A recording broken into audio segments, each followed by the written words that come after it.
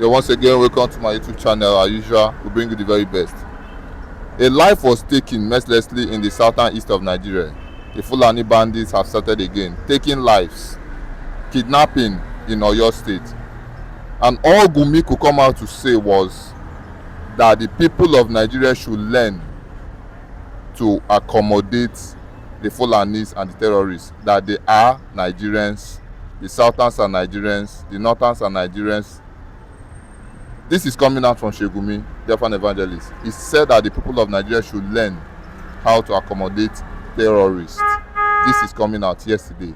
What do you have to say concerning this? God bless you, my brother. May God bless our viewers. May God bless them all the day of their life, and whatsoever they do, it shall be well with them. Yes, Gumi, I don't blame him. I don't blame him. I blame two persons. I blame the British. How did I blame the British?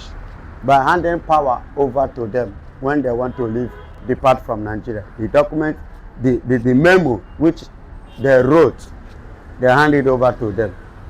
That's why I blame the British. And I blame Nigeria, the northern part of Nigeria, which are the Hausas. I blame them. How did I blame them? I blame them in area of accommodating them, not checkmating the kind of people they are before welcoming them. Because these people, they are total strangers in 1804. Are you hearing me? In 1804 was when they migrated into Nigeria. You get the point? That was when they came into Nigeria with the name of what? Religion.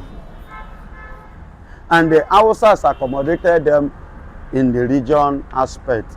And which today, not knowing that they have other things in their mind, they have agenda, they have conquest.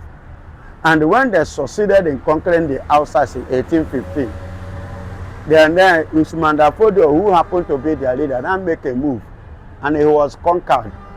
So that conquest still remained on his way to east. He was conquered. He was brought down, and that was how they killed the agendas at that time. But it has not been deleted from their mindset. So that is why I said I don't blame Sheikh Gumi.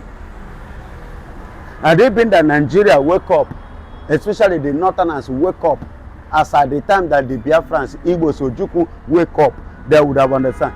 See, and I don't blame them. It was the British that called the Q, Biafran Q, Igbo Q, that brought hatred upon every Igbo man today in Nigeria.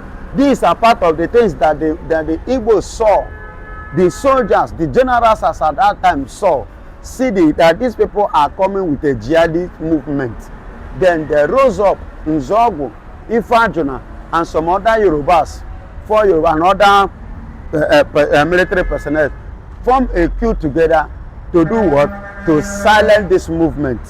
Then the British, out of their own selfish interest and hatred, they did what? They piled it up and accused the Igbos. Igbos were just two. They accused Igbos because the Igbos carry out their own activities in their various, places, while the other, like Yorubas, fail. You understand? They fail to carry out their own activities in the axis of the eastern region. You see how they now call it the Igbo queue. One day, a Yoruba man was asking me how many Yoruba died in that queue. And as a result of that, they now twisted it against the Igbos. But they are part of the game plan. They are part of the people that plotted that coup. You get the point? And that is what gave the Sheikh Gumi saying what he's saying, that they are doing budget and they are not putting terrorists. They are doing budget, they are not, adding up terrorists in Nigerian budget. As if terrorists is a part of Nigeria thing. But at the same time, I don't blame him. Do you know why I don't blame him? Because Nigeria have bring themselves too low to negotiate, especially this APC government. They brought themselves too low to the level of terrorists dictating and deciding and telling them to come and negotiate. And foolishly and stupidly, they come to negotiate on a negotiating table without collecting their arms. And they pay them money, they use it to buy more arms. And I don't blame Sheikh Gumi by making this statement. You know why? It was Tinubu and the late Nigerian president, military president, what is this called? Not Yaradua. What is his name? This Fulani man now? No. that left before Tinubu. This Buhari with Garadima, what is it called? The group of them formed group together when Jonathan was in power. And what did they do?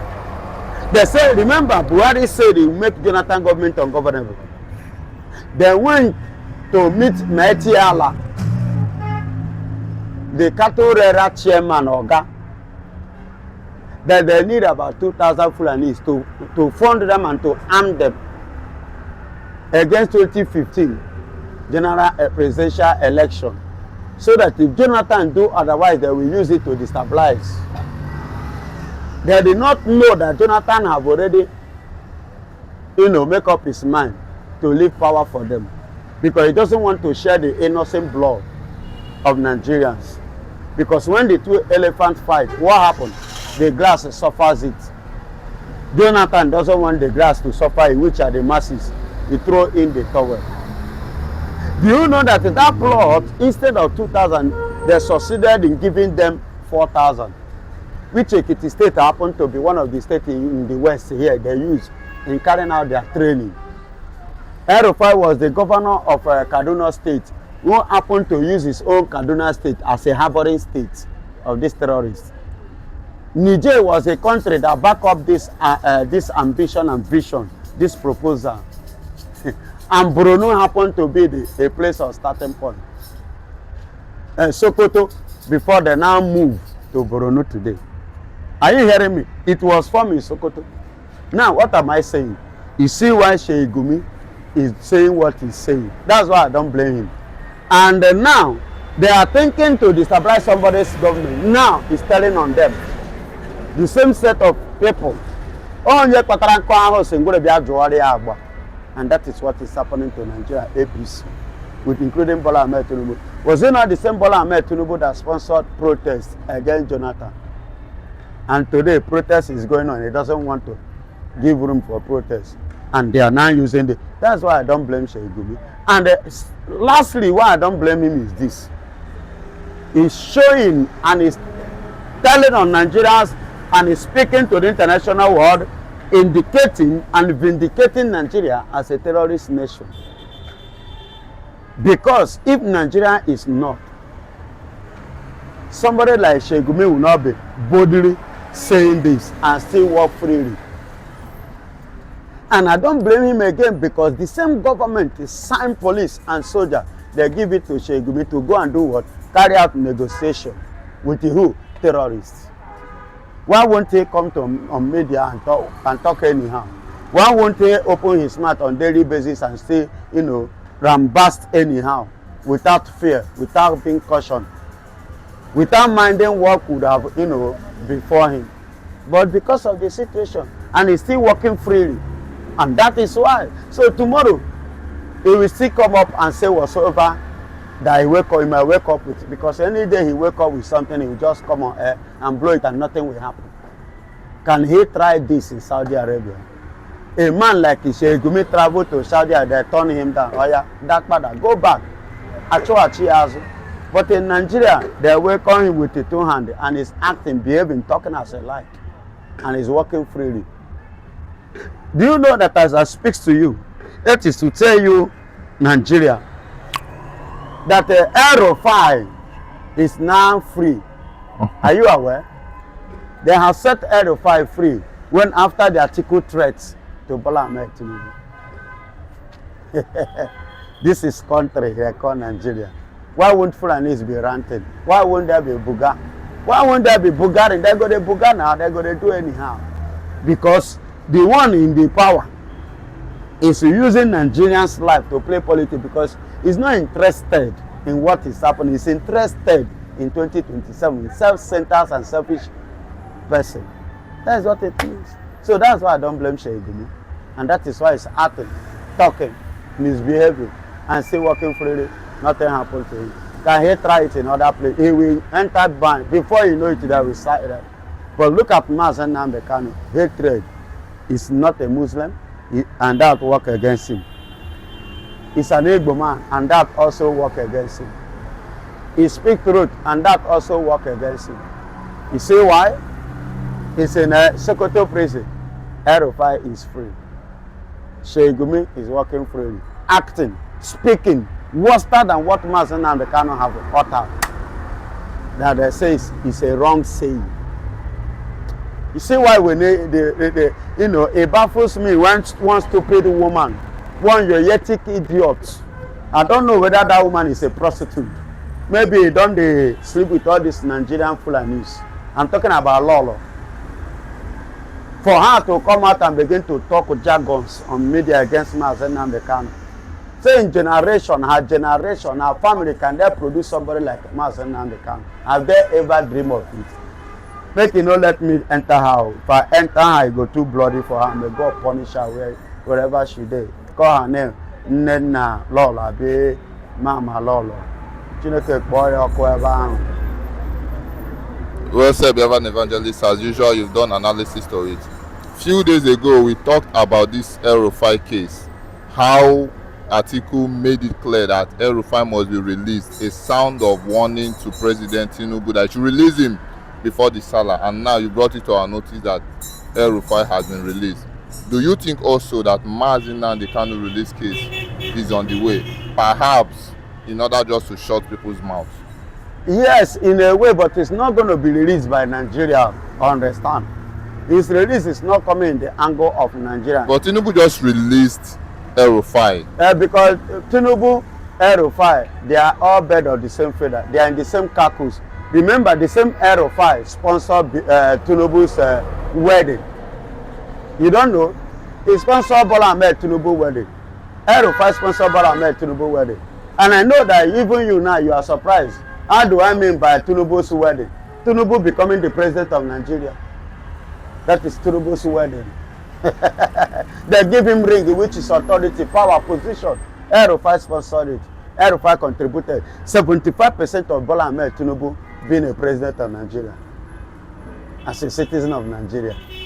You get it now. That's why I use the word wedding. Marriage. And now he's in power, he's in position. He don't enter the house. He don't marry Nigeria as a like. That's why he's using the life of Nigerians as a like too. And they are losing Nigerians as they like. And I thank God that as he's playing now, the whole thing is coming to play in Yoruba land. Yes, it's playing in Yoruba land now. So if one Yoruba man say, Ekpan water, then go pan water. They don't finish Kwara. Now, Oyo. And then go soon finish Oyo. And then we enter Ogun State. From there, they enter Lagos. Another request to Shaga. The prophet has spoken. And that prophet is Mazen Nnamdi Kanu. And since he has spoken, all that he said is what he's telling on Nigeria today, including the UK. I don't know whether you are aware of what is happening in UK today. UK is no longer standing. As I speak to you, the UKans now are even speaking against their government. You understand? Fighting against Islam, that Islam must go.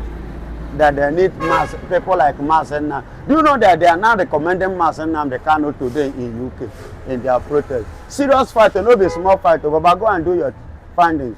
Serious fight, they are now pursuing, looking for Mazen Nnamdi Kanu as a messiah. The UK is a Christian nation, not an Islamic nation. They are crying and complaining. The prophecy of the rejected stone has come to play. So Mazen Nnamdi Kanu freedom is something that is a sacrosanct, and it's not coming from the angles of the British, neither is it coming from the angles of Nigeria, but it's coming from the angles of the right source. And those right source are no other people than Donald Trump Netanyahu. And you can see how he's playing in Nigeria today. You know, they have given them an option. If you cannot, with a period of time, if they cannot conduct a referendum, then they should expect Netanyahu, Donald Trump action. A few days ago, we made a post how Donald Trump posted a pastor that was crying in the grave and burying the unalive Christians that was massacred. Now, the Northerners have reacted to this heavily, especially Sheikh Gumi, condemning the interest from America, condemning it seriously that Nigeria do not need the support of Israel and America, that Turkish government is the one they need. a lot of reactions have been coming out. What is with Sheikh Gumi demanding for the Americans to end their support to Nigeria and requesting for the Turkish government every now and then? Yes. He's still crying currently. Yes, he will continue to cry, but he failed to understand one thing, that you are talking about respecting a sovereignty. Are you respecting your sovereignty as a nation? No. And two, the Turkey you are crying that they should come, are they world power? No. Are they the ones financing the UN? No. Are they the ones financing the world power organization meetings and whatever? No. Mention a particular thing in the world that Turkey government is financing. Nowhere to be found. So somebody that the people that are financing it in terms of war, in terms of peace, in terms of money, in terms of food, in terms of environmental peace and unity, they are the ones speaking. So let Turkey go and sit down and let Sheikh Gumi quiet, because he really don't know who America is. As it stands now, in case you Sheikh Gumi, you don't know, America is world #1. So it's quite different from a subordinate. Where is Turkey in the world? I don't think you can count Turkey 1 to 10. They are not there in the world. So, and there are people you can't one. When the #1 is speaking, you that is not even in the curriculum of 10 is not talking, or you are referring people to that kind of class. So Donald Trump, America is not something that anything that do now, no country can, them and Israel, no country can disturb them. Not even UK. They don't have a say. As I speak to you now, do you know that in the world meeting, I'm talking about the world superpower meeting now, UK and France is no longer there. They have been cut off. They have been silent. They have been sidelined. Do you know, as I speak to you, Putin is now in China today, as I speak to you. And American President Donald Trump just left China on Saturday. He left to back to US. So if power now is now shifting, it has shifted, and some world powers have been silenced, like UK and France. That is to tell you, the people you are even looking at, they are nowhere to be found. When men are talking, children and women should go by the side and listen. When Netanyahu speaks, America speaks. When Trump speaks, Netanyahu speaks. And that is what it is. And when both of them speaks, the world has spoken. And that is what it means. So finally, it seems there is a progress to the Biafran struggle. The Minister of Information, in person of Bianco Ojukwu, is yet to comment on the progress that Donald Trump has made. What would you have to say concerning this? No, definitely she has to keep quiet.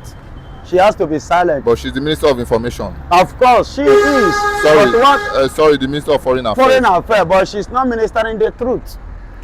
And the people they send you to go and talk to are people that knows what you want to tell them more than you. And they have every evidence. Your own, do you have any evidence? And the evidence are more concrete than yours.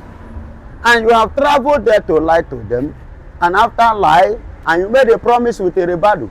And up to today, how far? Were you able to stop? Were you able to fulfill your promise, your word? Were you able to keep it? Or for how long will you continue to deceive people? Or do you think America, Israel, and the people you can just continue fooling just the same way you are fooling yourself in Nigeria? She has to be quiet. She has to be silent. Because I even, I watch on one social media like that somebody even giving serious warning to her and Lolo, warning them to be careful.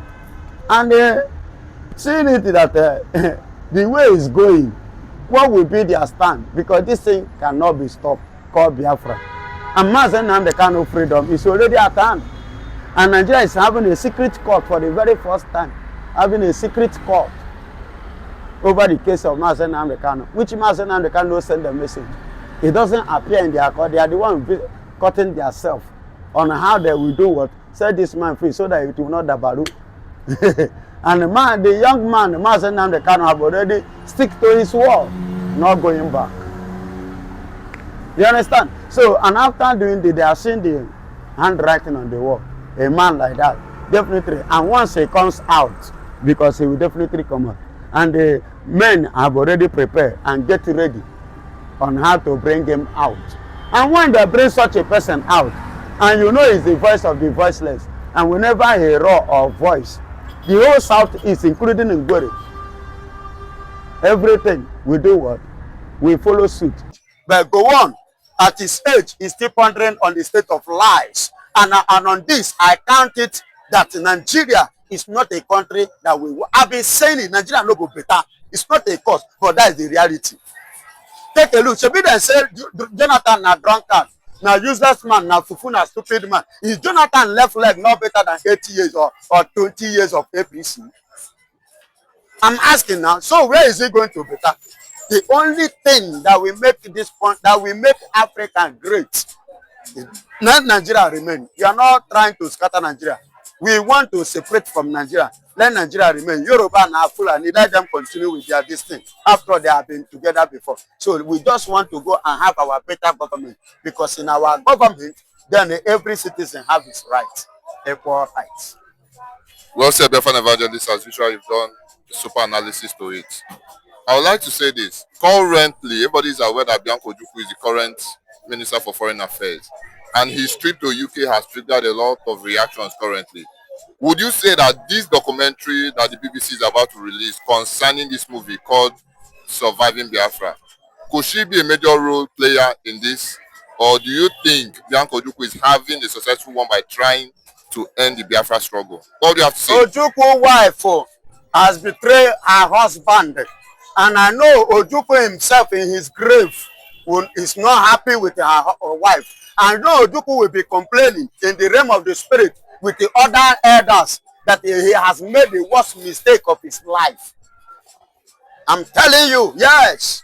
Because Bianca Ojukwu is not worth it. She did not worth it. She don't deserve that legacy because she neglected it. She don't know what it is and what it is to stand up and have a legacy of Biafra in a shoulder. She threw it away. She messed it up. And she traveled to UK now to bargain with the UK for them to come up with a movie, propaganda movie, a lying movie, upside down movie, a deceit movie. Yeah, she's good. That's why they employed her. They gave her that appointment. But she's not going to succeed. Are you hearing me? It's a normal thing. She only playing her game, but the game will fail her. She will not succeed. And she will end up. Look at Prince Charles that traveled to USA. What was the outcome? Did he end well? Look at the kind of question they were throwing at him. He was lost. Yes, he was lost. So he couldn't defend it. So he has nothing. And there is nothing anybody can do. Biafra is a size that we must have it.